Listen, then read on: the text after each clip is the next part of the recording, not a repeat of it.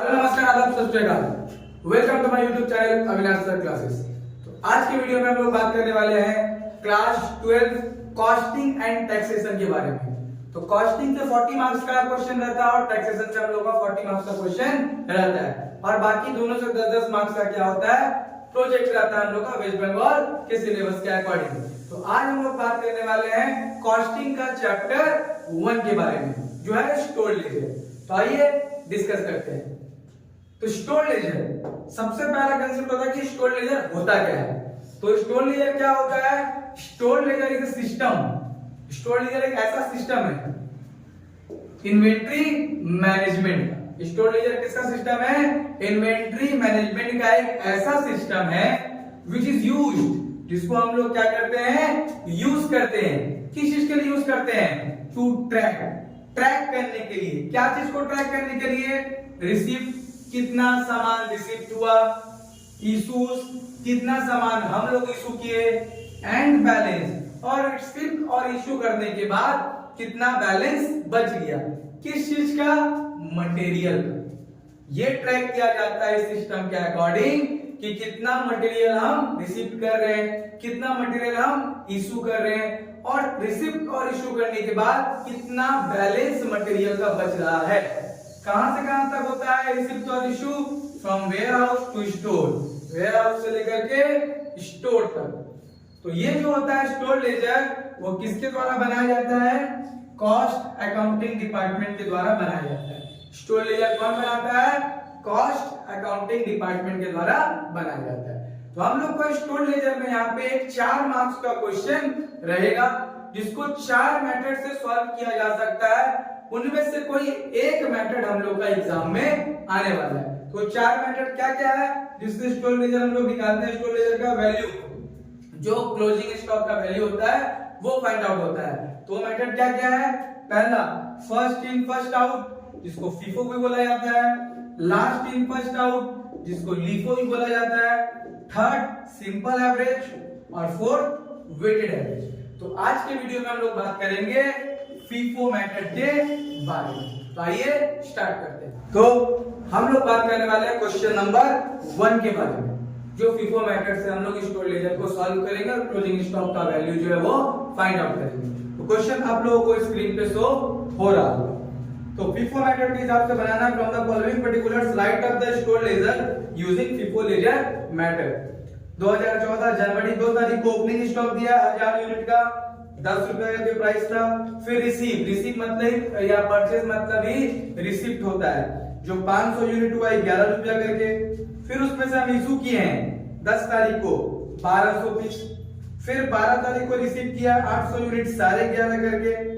फिर 20 तारीख को जो इशू किया गया था उसमें से रिटर्न हुआ है 10 रुपया वाला सामान और 100 पीस जो रिटर्न हुआ है। फिर 25 तारीख को इशू हुआ है 500 यूनिट और 30 तारीख को इशू हुआ है 200 यूनिट। तो इस तरह से हमको फीफो मेथड से सॉल्व करना है। तो फीफो मेथड और लीफो मेथड, कोई भी मेथड से हम लोग सॉल्व अगर करेंगे तो अपने आप को एक स्टोर कीपर के रूप में देखना पड़ेगा। फीफो मेथड का हिसाब क्या होता है? फर्स्ट इन फर्स्ट आउट, यानी जो सामान आप पहले कर दे हैं उसको पहले बेचना होगा। क्या? जो सामान अगर आप पहले खरीदे हैं उसको क्या करना पड़ेगा? पहले बेचना पड़ेगा। बस यही चीज, जब तक वो खत्म नहीं होगा तब तक नया बॉक्स नहीं खुलेगा। हमें लिए अगर अलग अलग सामान है तो अलग अलग आपके पास क्या बॉक्स है जिसमें सामान रखा हुआ है। तो जब तक पहला बॉक्स खत्म नहीं होगा, एकदम कंडीशन है कि दूसरा बॉक्स से हम सामान नहीं निकाल सकते। जब तक पहला वाला खत्म नहीं होगा दूसरा वाला से हम सामान इशू नहीं कर पाएंगे। तो जो पहले आया वो पहले बिकेगा, जब वो खत्म हो जाएगा तब फिर नया वाला में से सामान हम लोग बेच सकते हैं। बस यही कंसेप्ट है फीफो मेथड का, और कुछ भी नहीं। तो देखिए सॉल्यूशन करते हैं। तो ये है अपना फीफो मेथड या कोई भी मेथड हो, स्टोर लेजर का मतलब ये फॉर्मेट यही है। स्टोर लेजर का फॉर्मेट यही है। क्या है? डेट, उसके बाद रिसिप्ट्स है, रिसिप्ट में 4 कॉलम है, जीआरए नंबर यानी गुड्स रिसीव्ड नोट नंबर का, क्वांटिटी, रेट, अमाउंट। इशू का भी 4 कॉलम बनेगा, store requisition, stock requisition note number, quantity, rate और अमाउंट। और बैलेंस में 3 कॉलम बनेगा, क्वांटिटी, रेट और अमाउंट के लिए, और एक रिमार्क्स रहेगा जिसमें ओपनिंग स्टॉक हो गया, क्लोजिंग स्टॉक, रिटर्न अगर कर रहा है, अगर फिर शॉर्टेज हो रहा है, शॉर्टेज का मतलब क्या हो गया, अगर हम इशू किए और कुछ पीस हमको क्या कमी हो गया और इशू करना है, शॉर्टेज को हम लोग कहां पे लिखते हैं, इशू कॉलम में ही लिख के दिखाते हैं। तो क्वेश्चन को स्टार्ट करते हैं। तो क्वेश्चन में कौन सा ईयर दिया हुआ है, 2014 और महीना दिया है जनवरी का। तो जनवरी में 2 तारीख को क्या लिखा हुआ था, ओपनिंग स्टॉक। तो ओपनिंग स्टॉक को ना ही रिसीप्ट में लिखेंगे ना ही इशू में लिखेंगे, डायरेक्ट बैलेंस में। कितना पीस बैलेंस मेरे पास पहले से पड़ा हुआ है ओपनिंग स्टॉक के रूप में, 1000 पीस 10 रुपया करके। तो एक पीस का दाम अगर 10 रुपया होता तो 1000 पीस का दाम कितना हो गया, 10,000। ये मेरे लिए क्या है, ओपनिंग स्टॉक। देन 5 तारीख को 500 पीस रिसीव किया है, उसको हम लोग रिसीप्ट में लिखेंगे 500, 11 रुपया करके रेट है उसका, तो मल्टीप्लाई हो जाएगा तो कितना हो जाएगा, 5500। तो आप चाहे रिसीप्ट करें चाहे इशू करें, फर्क हम लोगों का बैलेंस में पड़ता है, फर्क हम लोगों का बैलेंस में पड़ेगा। किस हिसाब से पड़ेगा, पहले 1000 था अभी 500, तो टोटल कितना हो गया 1500। लेकिन हम लोग 1500 डायरेक्ट नहीं लिख सकते क्योंकि इसका रेट अलग है, इसका रेट अलग है। तो किस हिसाब से लिखना पड़ेगा, पहले कौन सा है भाई, पहले 1000, पहले कौन सा है, पहले 1000 है, उसके बाद कितना करता है 500, कितना करता है 500, तो टोटल हम लोग कितना हो गया 1500। इस तरह से जाके लिखना पड़ेगा, जो पहले करता उसको ऊपर, जो बाद में करता उसको नीचे। तो टोटल उसके बाद कितना हो गया 1500। ये सम का साइन है, मतलब ये ऐड होकर दोनों कितना आ गया 1500। 1000 वाला के सामने 1000 वाला का रेट लिखेंगे जो है 10 रुपया, 500 वाले के सामने 500 वाला का रेट लिखेंगे जो है 11 रुपया। तो 1000 से 10 में गुना करिए कितना होता है 10,000, और 500 का 11 से गुना करिए कितना होता है 5500। तो टोटल हो गया हम लोगों का 15,500। 5 तारीख के बाद कौन सा डेट है, 10 तारीख। 10 तारीख को हम लोग का इशू हुआ है 1200 पीस का। अब हम लोग कौन सा मेथड से बना रहे हैं, उसका हिसाब होगा फीफो। फीफो में हम क्या बताए थे, सबसे पहले उसका सामान निकालना है जो पहले खरीदे हैं, अगर वो खत्म हो जाता है तब बाद वाला खरीदने वाले में से हम लोग सामान निकालेंगे। तो पहले हम कितना पीस करते थे 1000, यहाँ इशू कितना करना है 1200, तो पूरा तो 1000 इसको पहले बेचना पड़ेगा, इसको इशू करना पड़ेगा 1000। फिर भी अभी कितना का सप्लाई बाकी है 200 पीस, क्योंकि ये खत्म हो गया 1000 वाला, तो हम लोग 500 में से और जितना बैलेंस है उसको निकालेंगे, वरना नहीं निकालते। तो कितना हमको 1200 इशू करने बोला था, 1000 हम पूरा पहले वाला में से निकाल लिए और 200 इस वाला में से निकाले। इस तरह से हम कितना पीस का सप्लाई दिए 1200। 1000 का रेट कितना है 10 रुपया, और ये 200 कितना वाला सामान है 500 वाला में से निकाले हैं, उसका रेट कितना है 11 रुपया। तो इस हिसाब से इधर हो गया 10,000, इधर हो गया 2200, टोटल हो गया 12,200। तो बैलेंस में क्या इम्पैक्ट पड़ेगा, 1000 का तो 1000 पूरा बिक गया, 500 में से 200 बिक गया, तो कितना बचा 300, कितना करके 11। इस हिसाब से कितना हो गया 3,300। उसके बाद 12 तारीख को क्या हुआ है रिसीव। 12 तारीख को रिसीव हुआ कितना पीस 800, यहाँ पे लिखिए 800। रेट कितना है 11.5, तो हम लोग मल्टीप्लाई करेंगे 88 और 4 9,200। पहले मेरे पास 300 है, अभी फिर से 800 कर दा, तो डायरेक्ट 1100 नहीं, पहले 300 था बाद में 800 कर दा, टोटल कितना हो गया 1100।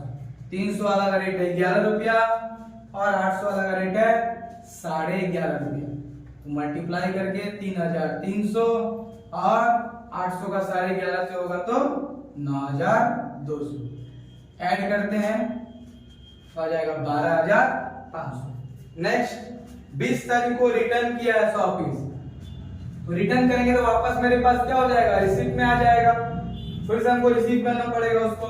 कितना 100 पीस 10 रुपया वाला सामान है, टोटल कितना हो गया 1000, टोटल कितना हो गया 1000।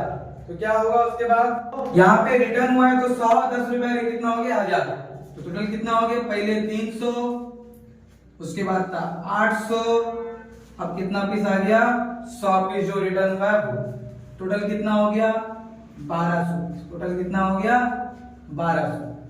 300 वाला का रेट है 11, 800 वाला का रेट है 11.5, 100 वाला का रेट है 10। हो गया यहाँ 3300, 9200 और 1000, कुल मिला के हो गया 13500। फिर क्या बोला गया है, 25 तारीख को इशू किया है, कितना पीस का इशू है 500। तो सबसे ऊपर मेरा कौन सा सामान है, कितना पीस सामान है 300, हमको कितना करना है 500 का सप्लाई देना है।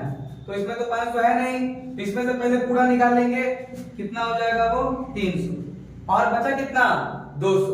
200 किसमें से निकालेंगे, ये 800 वाला में से। तो 300 वाला का रेट कितना है 11, 200 वाला का रेट कितना है 11 पता। एकदम लाइन फॉलो करना है, इसमें से पहले निकला फिर इसमें से निकालेंगे, अगर ये भी खत्म हो गया तब उसका नीचे वाला में से निकाल सकते हैं।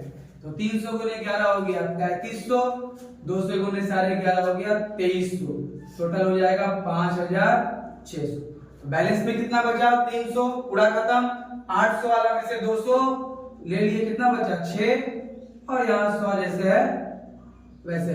तो 600 का रेट कितना है 11.5, और 100 वाला रेट कितना है 10। तो 11 से 6600, 6900 हो गया, और 1000, टोटल हो गया 7900। और एक 20 तारीख को जब रिटर्न हुआ है तो रिमार्क्स में हम लोगों को क्या लिख देना पड़ेगा, रिटर्न। उसके बाद लास्ट 30 तारीख, 30 तारीख को क्या हुआ है, 30 तारीख को फिर से इशू किया है, कितना पीस का इशू किया है 30 तारीख को, तो 30 तारीख को इशू किया है 200 पीस का। तो आराम से 600 वालों में से 200 पूरा पूरा निकाल सकते हो, और किसी टाइम को लेने का जरूरत नहीं, उतना अवेलेबल है वहां पे। तो कितना हो गया 2300, 600 में से 200 चला गया, तो यहाँ से बचा 400, और ये 100 जैसे था एज इट इज वैसे है। इसका रेट है 11.5, इसका रेट है 10, तो हो जाएगा यहाँ 4600, और इधर 1000, कुल मिला करके 5600। यही मेरा क्या हो गया क्लोजिंग स्टॉक। तो इस तरह से FIFO मेथड के हिसाब से हम लोग स्टोर लेजर सॉल्व करके क्लोजिंग स्टॉक का वैल्यू फाइंड आउट कर लिए। आई होप सबको ये वीडियो समझ में आया होगा। अगर वीडियो पसंद आया है तो वीडियो को लाइक कीजिए और दोस्तों के साथ शेयर कीजिए। Thank you.